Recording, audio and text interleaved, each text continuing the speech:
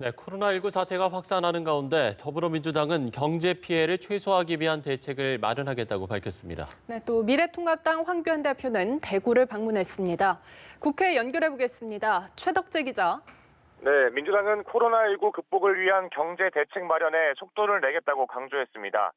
이인영 원내대표는 내일 코로나19 극복을 위한 경제 대책을 발표하겠다고 밝혔는데요. 이 원내대표는 이번 사태로 인한 경제적 타격을 비상하게 인식하고 과감하고 실질적인 조치를 마련하겠다면서 정부의 소비 심리를 단기간에 해결할 강력한 조치를 요청한다고 했습니다. 특히 자영업, 여행, 공연업계를 언급하면서 눈앞에 닥친 임대료나 이자 부담 등 획기적인 경감 조치 등이 시급하다고 강조했습니다. 추가 경정 예산안을 이번 임시국회 회기 내에 속도감 있게 처리하겠다는 의지도 재차 강조했습니다. 조정식 정책위 의장은 추경안을 적어도 다음 주 내에는 국회에 제출되게 하고 2월 국회 내에 반드시 처리하겠다고 밝혔습니다. 이어 추경이 처리되기 전이라도 특별교부금과 예비비 등을 적극 투입해 피해를 최소화하겠다고 덧붙였습니다.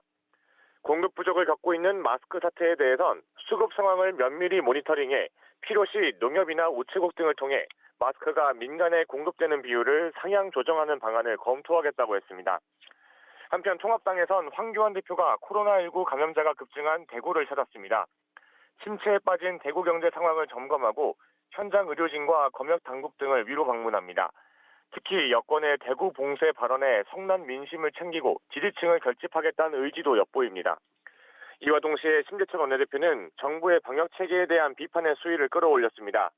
특히 어제 국회 법제사법위원회에 출석한 박능우 보건복지부 장관이 코로나19 확산의 주 원인은 중국인이 아니라 중국에서 들어온 한국인이라고 한 발언을 문제 삼았습니다.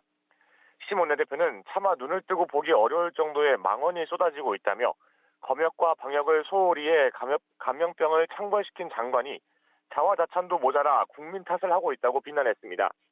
이어 문 대통령을 향해 시진핑 방안을 위해 대한민국을 코로나 제물로 바치고 있다며 국민 앞에 사과하고 박 장관을 즉각 사퇴시켜야 한다고 촉구했습니다. 지금까지 국회에서 전해드렸습니다.